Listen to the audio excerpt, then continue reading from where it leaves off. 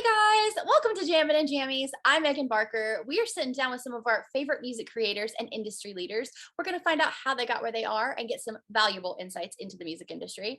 You can watch the interviews online or listen to the podcast. Just check out jamminandjammies.com for all the details. Today, we are sitting down with Nashville songwriter Kelly McKay. Kelly's had many rising artists cut her songs, and she officially signed her first publishing deal in the fall of 2020 with Vibe City Music, a company started by famed songwriters Marty Dotson and Clay Mills. You guys know them. Let's find out what she's been up to and welcome her. How you doing, Kelly? Hey, Megan. Thanks for having me. Spoiler alert, I love Kelly, just so everybody knows we're friends. So this is gonna be extra fun. Spoiler alert, right back at you. Yeah, okay, good. Do you want to just start by telling everyone where you're from and how you got into music? Absolutely. So, I love telling people where I'm from. I'm in the great songwriting state of New Jersey. And I actually, when I was a little kid, the first thing I wanted to be an author. And I actually brought a little visual aid. I used to make my own little stories and I'd illustrate them and I would sell these to my family for 10 cents each. So I did not know this. That's so cute. Yeah, so that was like how I got started with writing. And then when I was around 10 years old, my grandmother got me a guitar for Christmas and it was instant love. I wasn't good enough, like I hear most people say this, but I wasn't good enough to play real songs yet. So I just started making up my own and I never looked back. It was just, I kind of fell in love with the process, And I guess I went to my first songwriting workshop in New York City because I grew up on rock. And when I went to that workshop, the songs that they were dissecting to, teach the craft of writing were like 90s country songs that were Garth Brooks and Trisha Yearwood and stuff like that. So I was like, I liked the songs, and then I kind of went and explored and got into that further. So that's how I got into country music. And then on top of that, it was like, I started to learn about Nashville being a songwriting town where it was like country music is the one genre where they're open to outside songwriters and embrace that. And I said, okay, this is something I need to kind of learn a little bit more about. So I took my first trip down here in 1999 and I did an NSAI song camp. And that's kind of how it all got started for me. That's crazy to think about too, how long NSAI has been around and helping songwriters, right? Oh yeah, absolutely. And way before that even, Yes. Yeah, I don't even remember how long they've been around, but I think it's over 30 years or about 30 years now. Anyway, doesn't matter, but they are very valuable. So check them out if you haven't already. So when did you move to Nashville? How long did that take? I've been here 5.5 years now, but I started making trips back in probably about 3 or 4 years before I moved here. I started making trips back and forth.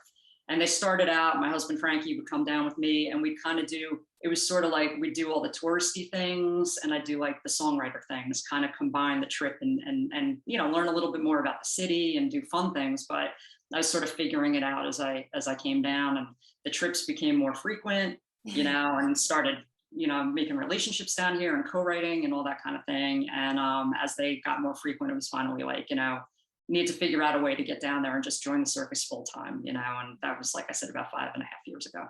Did you think on one of your first trips here, did you think you'd move here and become a professional songwriter, or did you was it just kind of a pipe dream at the beginning? Maybe somewhere in the middle. I mean, I definitely, I've always known that I wanted to do this professionally. Never a doubt about that. I guess there was a time when I didn't know that it was going to take moving to Nashville to do that, to answer your question. You know what I mean? But as I came down here more and more, it was like, okay, I felt like I was just starting to get rolling with things, and then I had to go back home, and it was hard to kind of keep that momentum going from New Jersey, so eventually it just kind of became clear, like this was the way to go. Yeah, this is kind of a tough question. I feel like we all have similar stories. We come back and forth to Nashville and then we realize, like you said, as soon as you get going, it's time to go home. So most people would advise you to move here if you really want to do it. However, I've heard a lot of people say that through the pandemic, everyone doing things over Zoom, maybe you don't have to be there. I mean, what is your stance on that? I really do think it's maybe an opinion thing. And do you think you need to be in Nashville to be a songwriter? I think it depends on the person. I think for me, I'm kind of shy. I'm an introvert, so it's like I'm not like the best run around networky kind of person, so it really helped me to be down here and going out to writers' nights and meeting people. Like, I don't know that I really would have been that good at doing that from Jersey, you know? It just, I was much more able to just become part of the community down here by being here. But I think it depends on the person. I know that there's people like friends of mine that, you know, they're able to kind of come back and forth and do it. So I do think it depends on the person. I think that's a great answer. How did your publishing deal come about? Let's dive in and talk about it. How long did it take? Who was involved? As much detail as you're comfortable sharing. We'd love to know the story. Absolutely. How long did it take? Forever? No, I'm kidding. That's what it feels like. um, it feels like it, right? Marty Dodson was one of the first people that when I started coming down here. For anybody watching, if you don't know what Songtown is, it's a great resource for songwriters. And I kind of jumped into that, and I met with Marty and did some courses with those guys. And you know, as time went on, at one point, Marty, well, actually, I should say they have a staff writer program, which the idea for that is you meet with Ronna Reeves, she's a plugger here in town. Once a month, we meet with her and you submit 2 songs a month. And it's basically the whole idea is to kind of like learn what it's like to be a staff writer and what it's like to work with a plugger. And I did that for about 3 years. So Marty and Clay were getting familiar with, you know, my songs at that time. And I got a text one day from Marty and he said, hey, you know, can you start sending me your favorite song you write every month? I want to keep up with what you're doing. And I was like, you know, I made it, you know, like I'm going to have a deal like a week from now, you know?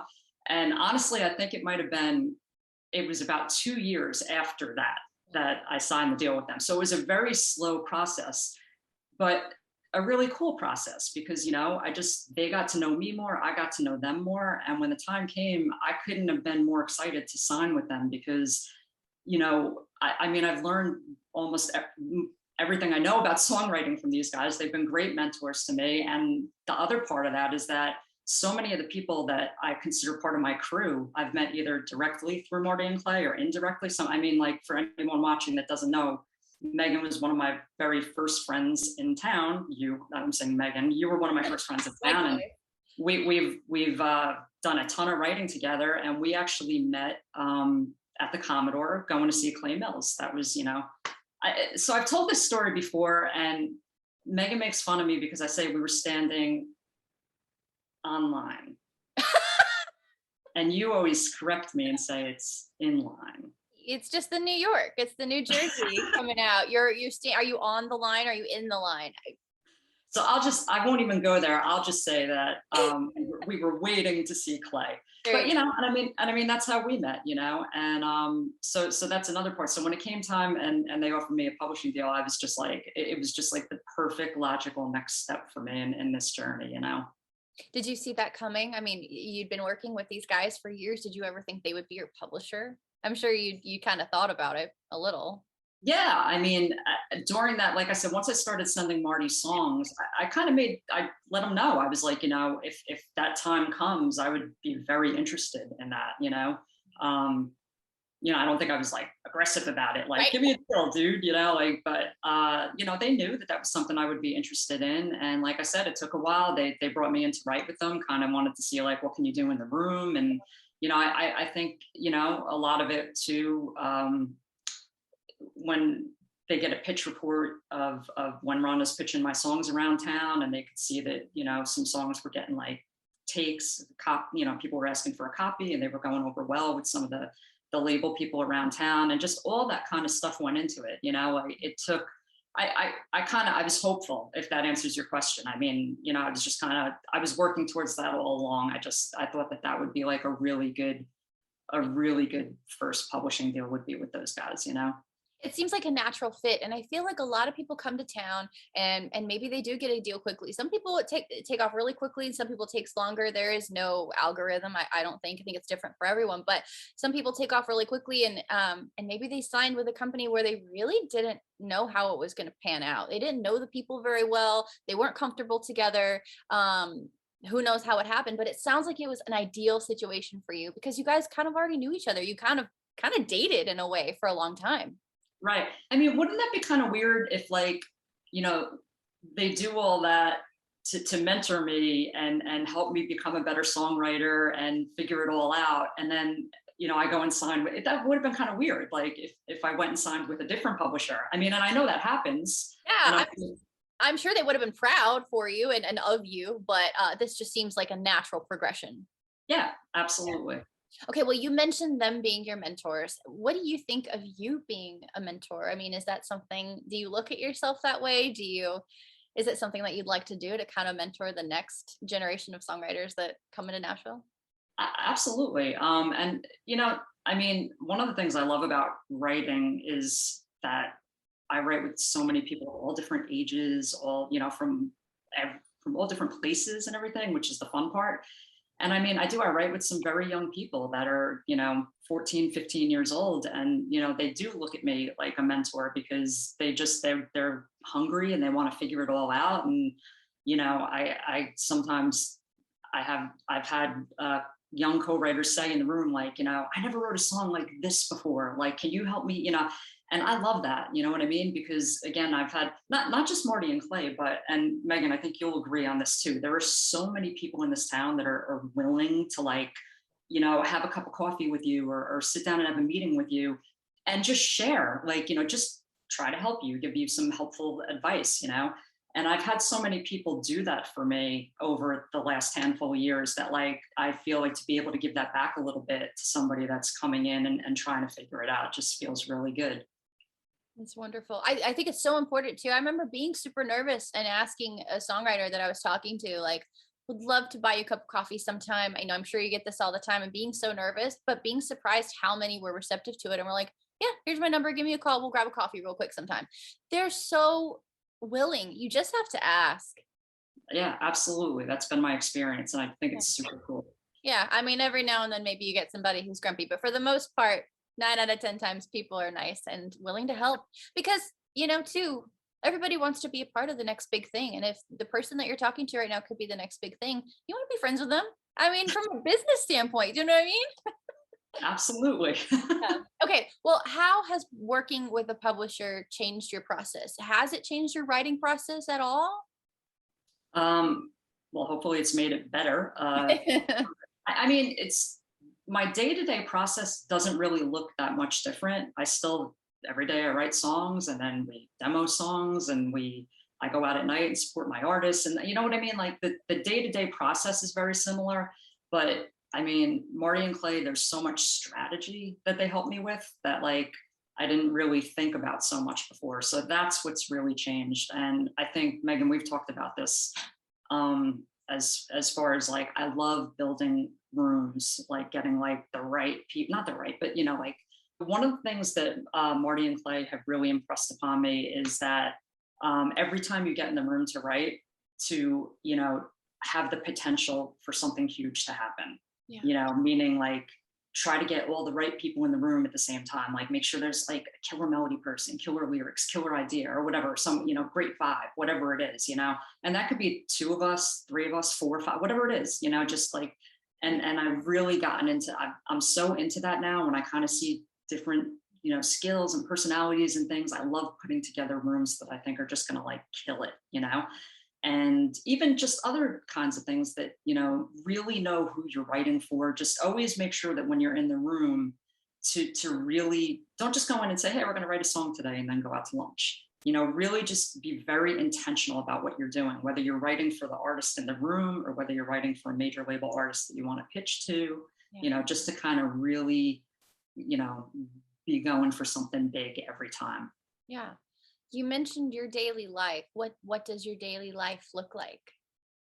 I'm really boring. I mean, I write, and then I write some more. Right. Um,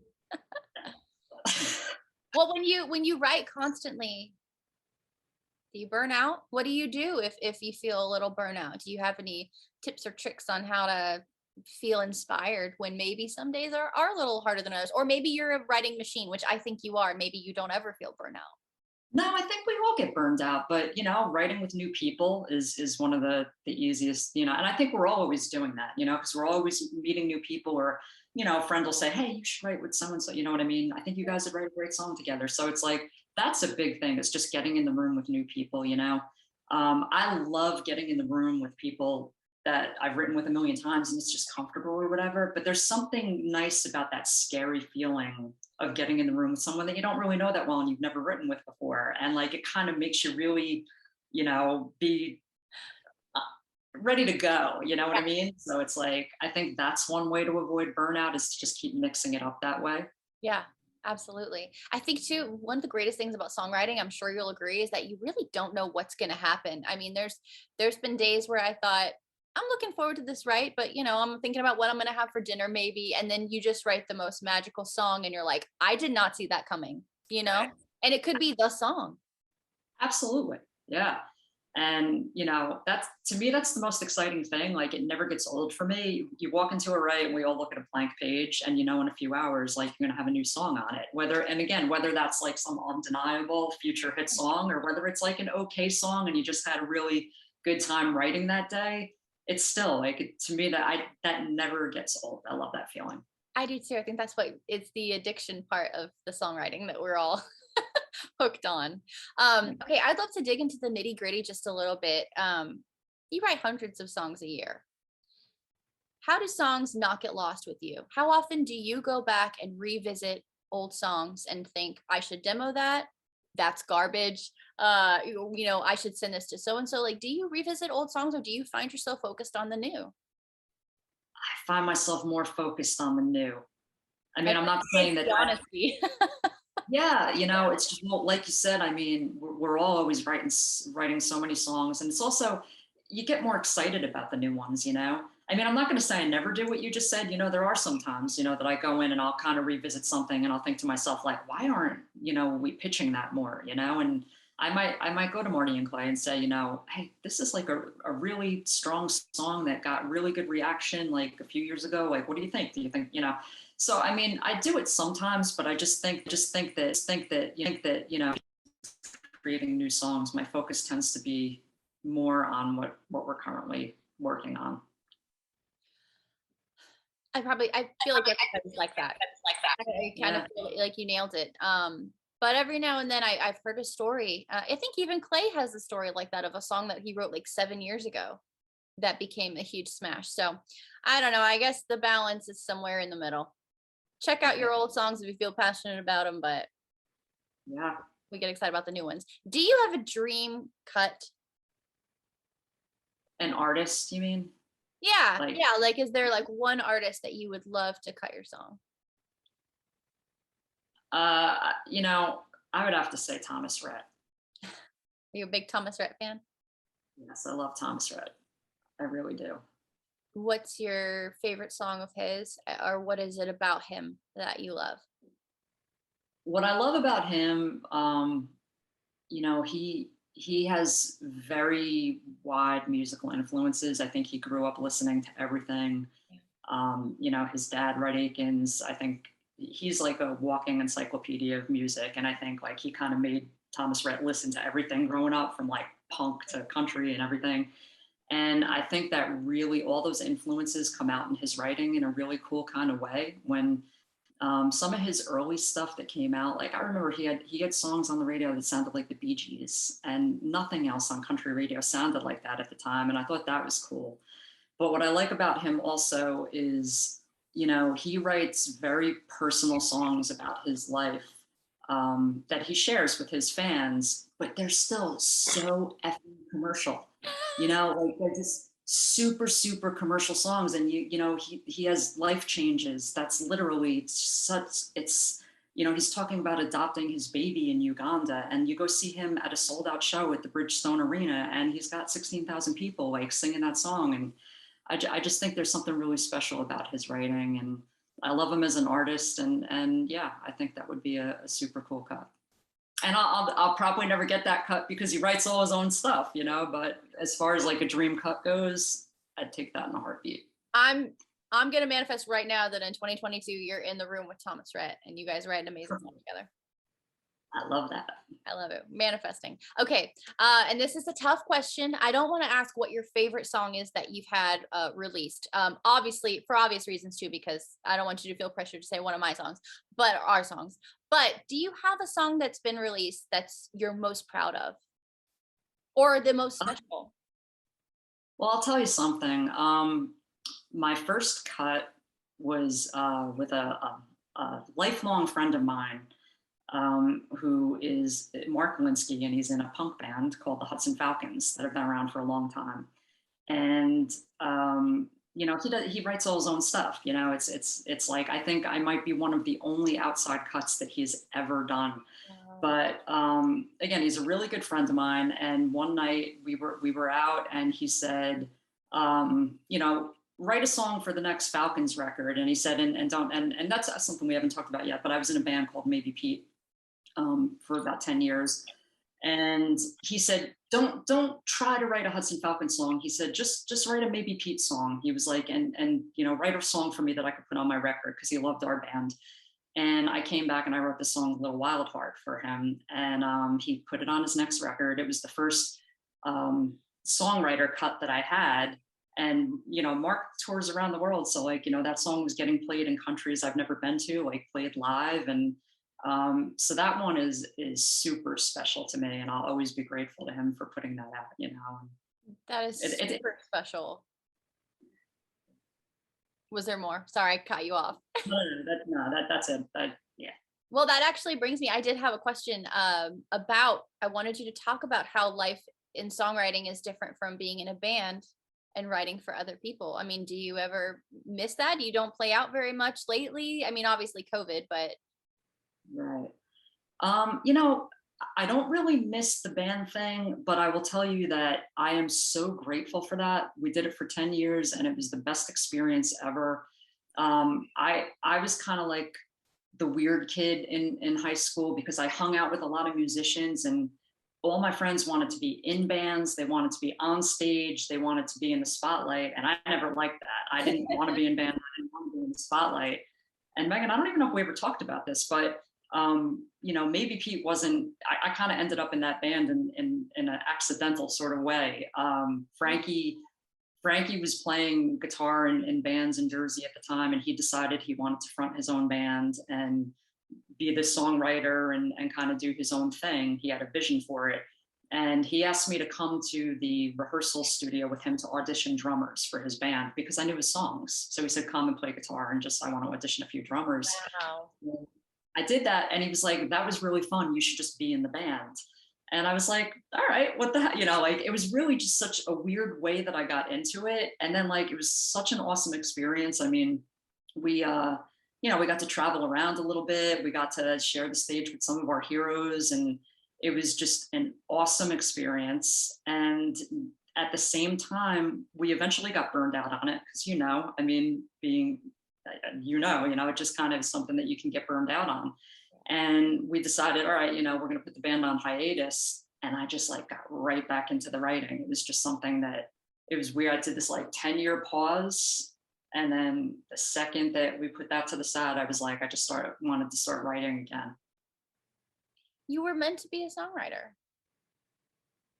Yeah. I definitely believe that, Yeah. Magical.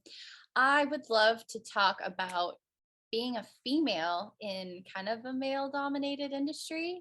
I think it's coming around, but there are less female artists, less female producers, less female writers. Do you think that's changing, and what does it mean for you? Well, it's interesting.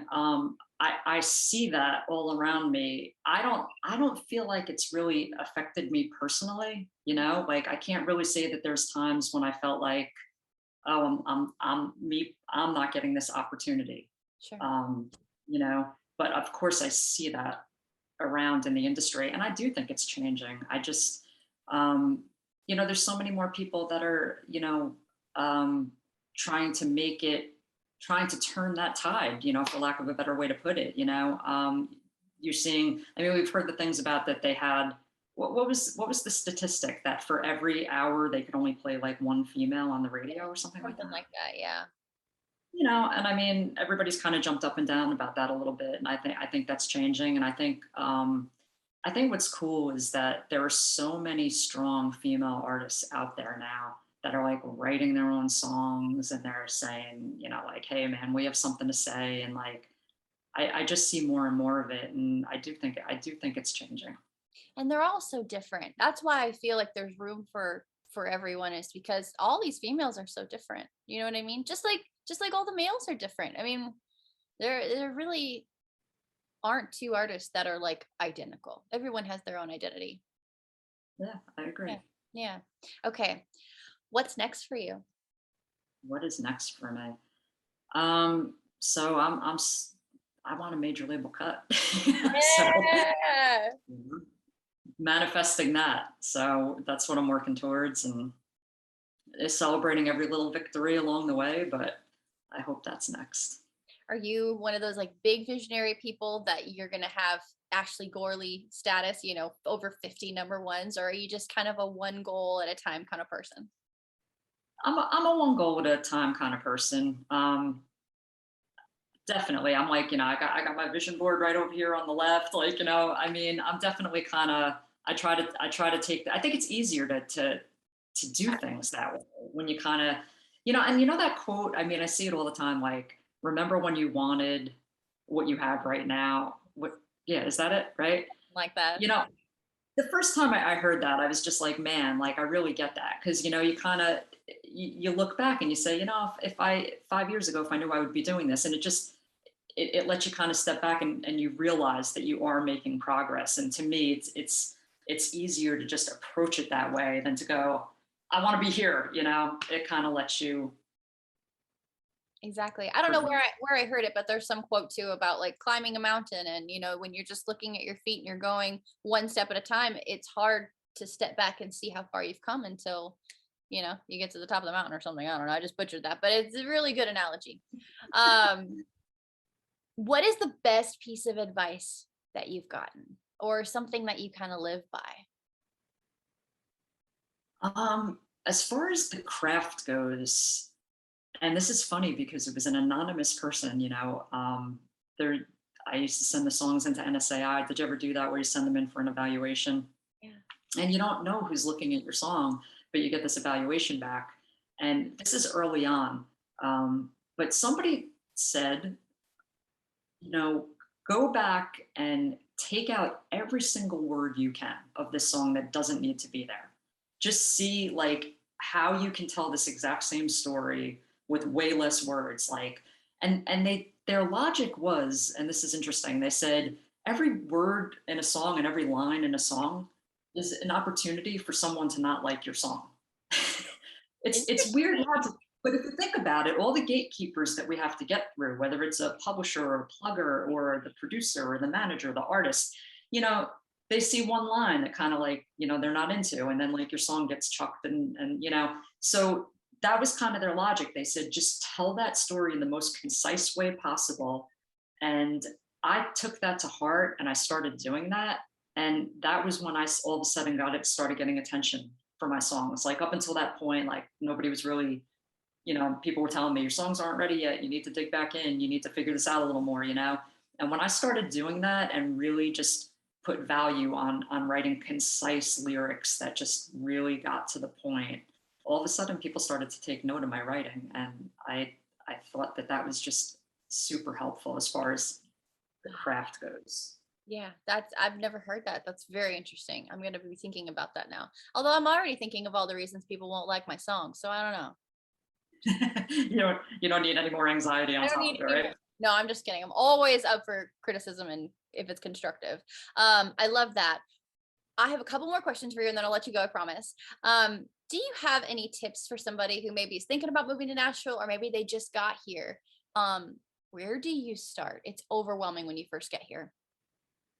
When you first get here, I do think NSAI is a fantastic place to stop in. They can just give you um, such a good start as to what to do. And also the PROs, I mean, you can try to check in with ASCAP and BMI and see if they have some advice for you too. But I think the best thing to do, start going around. Just get out there, meet people, because that to me is where you just, you start getting your crew together and you need that support. I mean, it's the rejection, like that every song, I mean, even the the most successful songwriters here get rejected every single day. Like, I don't know if people outside of the industry realize that, but it's like they write thousands of songs. The biggest songwriters down here, they write thousands of songs, and like it's only a small fraction of those that actually ever see the light of day and become huge hits, you know? So it's Right. like every day, no, no, no, rejection. And to me, the most important part is having our friend, your friends and everything to kind of like support you during all of that. And, Yeah. like Megan, you, for me, I know, like going to, so Jammin' and Jammies, anybody that doesn't know, everybody should know, unless you're living under a rock. But Megan, you run a great writers' night in town pre-COVID, and you're not doing it right now, right? But are you gonna get back to that? I'm getting sidetracked, but are you gonna get back to it doing the live show? We're trying. Okay. Yeah. But that, I would go there like this business is like such a roller coaster, and maybe I had like a terrible day or a terrible write or a terrible rejection, and then I'd come to your show Jammin' and Jammies on a Wednesday night, and you'd play one of our songs, and like that just like lifted me up in a way like you have no idea, like being new to town or whatever. You and other people, like just when somebody loves a song enough to come go out at a writer's night and play it, it just, that's such an important part that keeps you going. Yeah. So I say, if you're new to town, go out, go to writers rounds, meet people, start getting that crew together, Yeah. Well, I really appreciate you saying that too. It is really hard, and there's no sugarcoating it. I mean, when you first get here, it's really tough to find your people and stuff. But I think you'd also be surprised if anybody is listening to this, like how quickly it snowballs. You go to a Belcourt Taps or whatever. Oh, Belcourt Taps is closing. Oh, well, I think they're just relocating. Fingers crossed. But you go out to these places, and you meet somebody, but then they know somebody, and it just snowballs so quickly, and you'd be surprised how quickly you make friends. It's not as daunting as it might seem, because most of us are introverted in this industry, so the idea of going out and meeting people is like, no, but it's really not that bad. If me and Kelly can do it, anybody can do it. Right. Yeah. And honestly too, you'd be surprised. Like, I didn't really expect when I first moved here. Kelly was one of the first people that I knew. We both met right before we moved here, basically. But we just wrote so much, and we wrote so many songs, and I just started putting out every song I was putting out. I wrote with Kelly. We were just on fire. But I never could have anticipated that. You just don't know who you're going to meet when you're standing online at the Commodore. That's right. Yeah. What a special time. Okay. Okay. One more question. It's been a tough year. It's been a tough year and a half, whatever it's been. Would you have any words of wisdom for somebody who's maybe thinking about throwing in the towel? They're thinking about going home. This is just a little too hard. Somebody who maybe is thinking about quitting, but you never know, and you're right there. I think you just said it, I mean, you never know when you're right there. And, um, something that's always meant a lot to me. Do you ever, I know you do, you sit around watching those award shows, and how many times does somebody up there kind of, as they're accepting their award, and you can tell they're all filled with emotion and it's such a big deal, but the ones that take a second to say, if you're out there, trying to do this, like, if I can do it, you can do it. Like, a year ago, I was like watching this award show, in the bar across the street. I think Maren Morris might have said that. Right? And the ones that take the time to say that, and they just encourage you and say, like, believe me, if I can do this, you can, that always means a lot to me. Every time somebody says that, I think that's super cool. And I guess that's, what I would hang on to. It's like everybody that's ever, thought, I don't know if I can do this, I'm going to turn around and go home. Like, what I'm saying is all the ones that have made it and have been successful, it's because they didn't do, and I'm sure they all wanted to at some point, but like they kept doing it. So it may sound kind of cliche, but you just kind of have to keep believing in yourself and keep going for it, because it could literally be like, a life-changing thing can happen like tomorrow, Yeah, you just don't know. I love it. Those are my favorite moments too. Brothers Osborne did it once too, and I was like crying on the couch, like, okay, if they can do it, I can do it. So hang in there, I guess, is the takeaway. Absolutely. And I'll add on to that, but also enjoy the journey, right? I mean, that's what's important too. You have to like I was saying before about little victories, just kind of appreciate every little thing that's happening, and realize that you are making progress even if you haven't hit the big goals yet. Like, you just have to kind of say, hey, but I'm getting there. Yeah. And if you enjoy the day to day, I mean, on my worst days, I always talk about the roller coaster, like, on the lowest part of that roller coaster, I'm still like, I love doing this. I could be having the worst day ever, and I'll be, texting Frankie and saying, I want to go out to eat tonight. We're going to drink wine. I'm going to stress eat. I'm going to stress drink. I'm going to whatever, I might be having the worst day. And like, I take that over, not doing this any day of the week, Yeah, absolutely. Well said. I think if it's what you really want to do, there's no quitting. So stick it out. You're going to get there. Absolutely. I love it. Okay, well, I think that's a really great place to end things, except I would love to share your t-shirt with the masses. I wore this for Megan. It's his. And reason being, we're both crazy cat ladies. God. And when we were standing online at the Commodore a couple of years ago and met, that's the first thing we realized, that we both love hats and we both love cats, and we bonded over cats. And that's why I said, yeah, we got to write sometime, So when you invited me to do this interview today, I said, I got to wear this t-shirt for Megan. That's amazing. And for anybody, most people who know us know this, but for anybody who doesn't know, me and Kelly both love cats. And so I had a cat that had kittens a couple years, 4 years ago. 4 years ago, and Kelly has 2. So if you ever see her famous cats on TikTok, you're welcome. You're welcome. I'll take all the credit. Absolutely. Okay, well, thank you so much for taking the time to sit down with us. This was so amazing. Thank you so much for having me. I had a blast. We'll have to catch up next year when you're celebrating your #1, if you can make time for us. Thank you, Megan. Okay. I appreciate that. Well, we'll be celebrating it together, right? I love that. It'll be our #1. Lots of pasta and wine. Love it. Okay. Bye. Jammie and Jammie's magic in the air. Head to toe, so cozy. Oh, look out. Pop, pop, it's showtime. Showtime. Guess who's back again? Oh, they don't know. Oh, they don't know. I bet they know as soon as we walk in. Wearing fuzzy things, candy rings, ain't PJ looking so fly. Don't look too hard, you might hurt yourself. We look too damn good to deny. At Frisky Oh, Frogs. snap. I'm a dangerous girl with some footies on my feeties. Keep up. So many awesome hits and riders, and we're gonna keep them coming. Keep up. Come on down to the frog, and we'll get you Jammie juice, and come on. Riders only. Put your candy rings up To the moon. What y'all trying to do? What y'all trying to